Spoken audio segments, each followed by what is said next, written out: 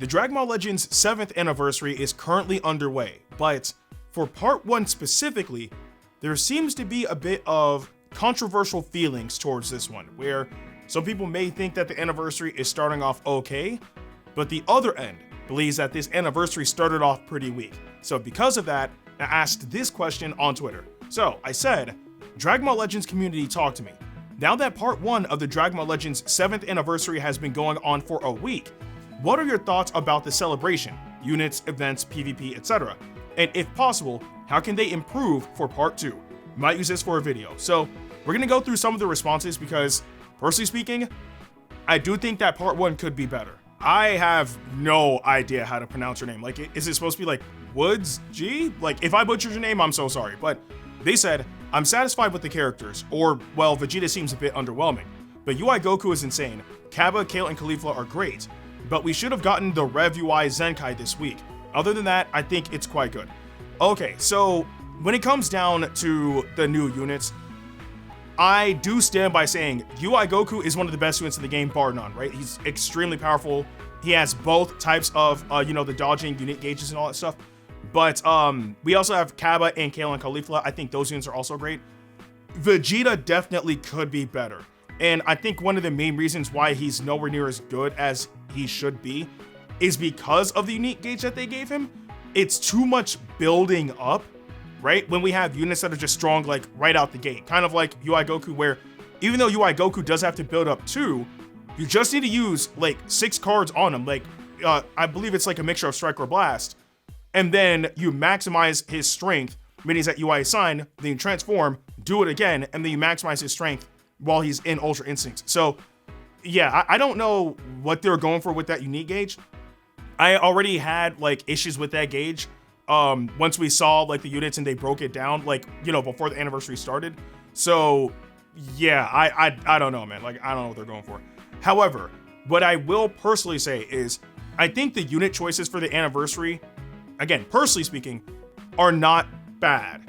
I think what hurts is the fact that for part 1 of the anniversary, we didn't get anything new specifically, right? Obviously new units, yes, but I'm talking about mechanics.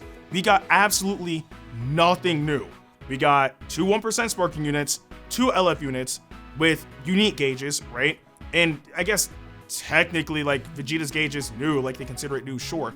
But like, it's not like the synchro gauge or the tag mechanic or preparation mode or like things of the sort, right? Like, we don't even have like a new game originals unit, which it's been a while since we've had a new summonable unit specifically, because we did get like Giblet last year, but still, it didn't come with anything new.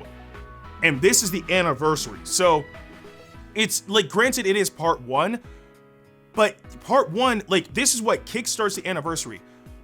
I don't know why they didn't give us anything new, right? Especially because they hyped this up all the way since the beginning of the year, saying that this is gonna be the biggest anniversary yet. Look forward to it. And I did also say that, since they're promoting it as such, set your standards high. And for part 1, I really don't feel like they delivered on that. I feel like it could have been much, much better. Again, unit choices I don't think are bad, but they didn't really bring anything new or kind of noteworthy or anniversary level specialness to them. Y'all be having some names, bro. Like, y'all be having like some names, bro. Like, I don't even know how to say your name, but MXTTIII, like, you know what I mean? But they said 6 out of 10 for now. Dry week for anniversary. Really feels like a monthly celebration. Hoping to see some new content next reset. Actually, yes, that's the best way to describe it. It feels like a monthly celebration. Like, again, it's anniversary time. We should be having new units with crazy new mechanics, right? We should be having tons of events. Like, it should feel like every single time I open up the app, there's always something to do, right? Always something to do. Now, I mean, obviously, if you got the new units, you're gonna be going to PvP with them, of course, but it doesn't feel like much right now, and it hurts and it really sucks because this is part 1, and part 1 is what kickstarts everything, right? Now, is there a way for them to save the anniversary? In my opinion, of course. Like, if they really ramp it up for part 2, and especially for part 3, then you might be able to, like, you know, save it, right? But it's usually you start off strong, you kind of pace yourself in the middle, and then end off strong, right? So part 1, they should be swinging hard. Part 2, they might cool down a little bit, but it's something to get us by. And then part 3, they go crazy.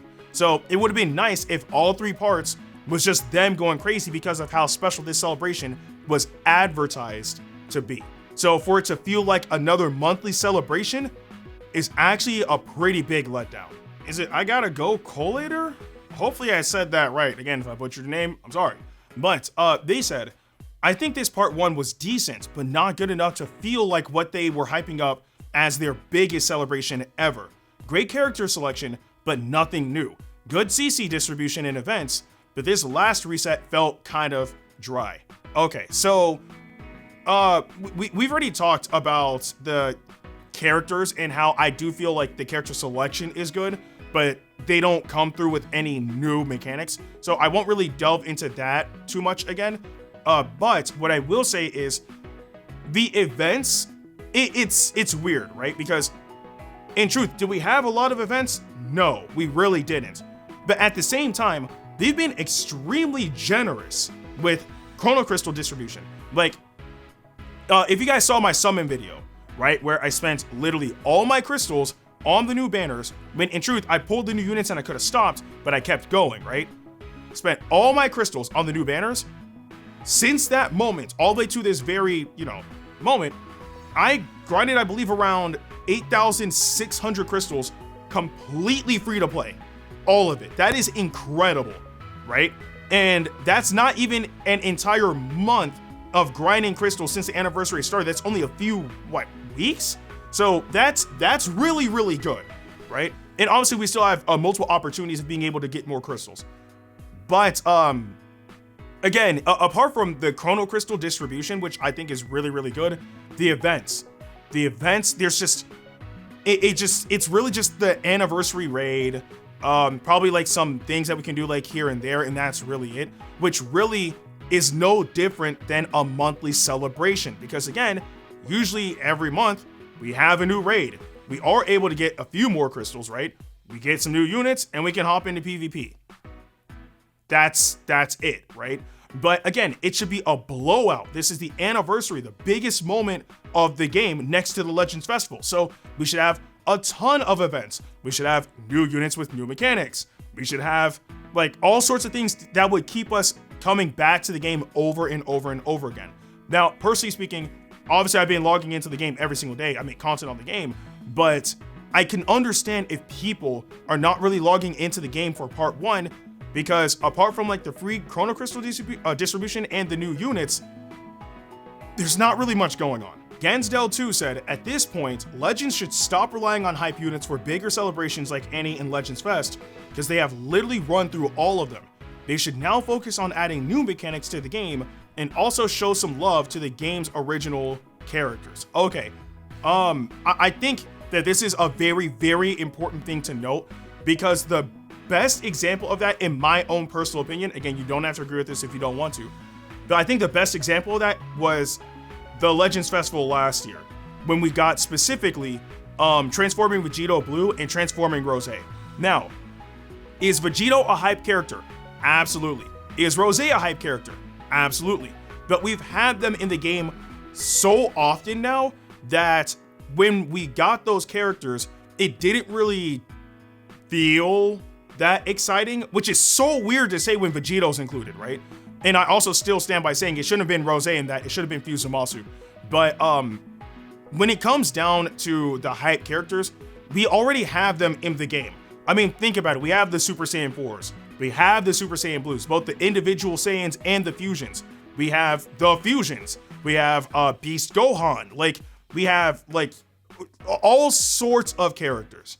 All sorts of characters that we would consider hype in the game already. Heck, we got Super Saiyan 4 Goku from Dragon Ball Daima, and Super Saiyan 3 Vegeta from Dragon Ball Daima. So it's crazy because we have all these hype characters, but having hype characters can only do so much, right? You got to do something more with them. Like, for example, when we got transforming Vegito Blue during Legends Festival, as exciting as Vegito is as a character, it's unfortunate because he didn't come with the synchro gauge. And the synchro gauge was introduced 6 months prior. So the fact that we couldn't get that for him is underwhelming. And even leading into this year, we got LFU Zamasu, and he didn't come with the synchro gauge. So now that we're at the, we're in the anniversary and we have new units that don't come with anything new, it's really, really underwhelming. It's really underwhelming. And not only that, not having game originals characters, again, we haven't had a summonable game originals character since Goku and Bardock, which also released, not, last Legends Festival, but they released during a Legends Festival years ago. And we've not had another summonable game originals character ever since. We did get, Giblet as our first dark type, but he was free. So them not giving us any new game originals is crazy. And that could have been something to help spice up the anniversary a little bit. Like, for example, if we had Beast Gohan and Orange Piccolo, because I know that's a unit in Dokkan, right? That would have been pretty cool, right? Because Beast Gohan and Orange Piccolo, they're part of the same movie, but they themselves didn't fight together. So that could have been something, right? Or if they really want to mix it up, one combination that I've been saying I would love to see would be Super Saiyan Blue Goku and Super Saiyan Future Gohan, because that was shown in Xenoverse 2, and it was a really awesome scene. Like, things like that, I would love to see that happen. And they're just not tapping into that potential. So I don't know, man. I completely agree with what this person is saying, because again, when it came down to the unit choices, again, I think that they're fine. But when it comes down to hype units, it's time to bring something new to the table apart from just the unit itself. I'm not gonna lie, I love your username, bro. Like, go fish. Like, I see you. I see the vision. But they said, for me, they did okay on most of the stuff, but the game keeps crashing so many times. I'm thinking of quitting PvP until they fix it. So I've actually heard of that issue a lot. Now, granted, right? They did just have a major overhaul to the game, especially with its UI. So I can understand if people's games are crashing right now. Is it favorable? Absolutely not. But I understand it, because again, they just had a major update to the game. I think that's something that'll obviously get fixed over time, right? But they like, I think they swapped like the because they were on they're on Vulcan now, if I remember, or was it they're on Vulcan but now they're on like OpenGL? I don't remember. But they changed things with the game, so of course the experience is going to be slightly different, right? So again, I understand it. Is it favorable? No, but that's definitely something that they will fix later on down the line. However, what I will say though is, because of the major update that they had with the game, it alienated a lot of people that have been playing Legends for years. Granted, that comes down to hardware, right? And this is just like the progression of, time, right? Over time, older hardware will no longer be able to support certain games. This is not exclusive with Dragon Ball Legends or mobile gaming as a whole. That's just tech in general. That goes with console games as well. There's a reason why after like the new console releases, you probably have like that first or that final year, I should say, where that console will probably get like solid support. And then the following year, it starts to, fall off a bit, right? So, I mean, a prime example of that would be, we got the PS5, Sparking Zero is not on PS4 or Xbox One, but it's on PS5, Xbox Series S and X, and on PC, right, for Steam. So it's things of that sort, right? So it is unfortunate because it did alienate a lot of people that have older phones, but at the same time, they want to be able to do bigger and better things with the game. In order to do that, they need more powerful hardware, hence why the older hardware is not supported. So, but that obviously came with issues of the game crashing. So I'm hoping that they fix that soon, but I really wish that the older player base that had like older phones didn't get alienated. I hope you guys are able to update your phones, or upgrade your phones, I should say, soon, if you do want to continue playing Dragon Ball Legends. Or actually, no, there's a way that you're able to play it on PC if you have Android. So I think if you're an Android user, you might be fine, because you should be able to play it on PC with like Google Play Games or something like that, because I remember I tried it years ago. But if you're on iPhone, hopefully you're able to upgrade your phone soon if you want to continue playing. If not, I completely understand. Anime Gamer 16 said, overall, I like part 1 of the anniversary. It's just a shame that a lot of people didn't. which I totally understand since Legends has been overhyping the anniversary a lot. I hope that they actually justify them overhyping it in part 2.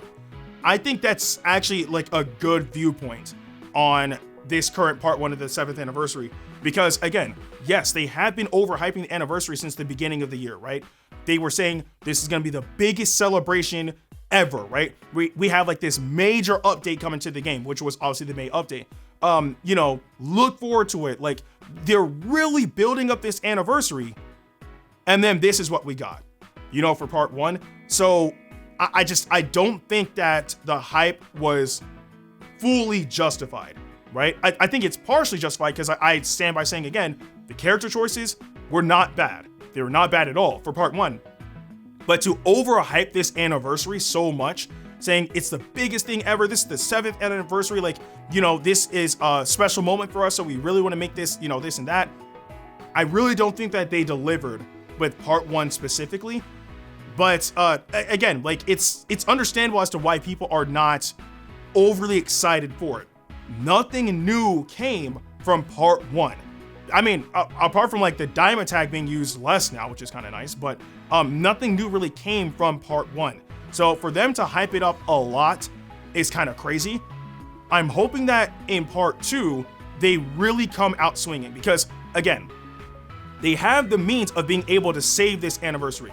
Part 1 is pretty lackluster in my own personal opinion. Part 2, they can swing a bit harder, right? They could give us like another Ultra unit. If it's 2 LFs, whatever.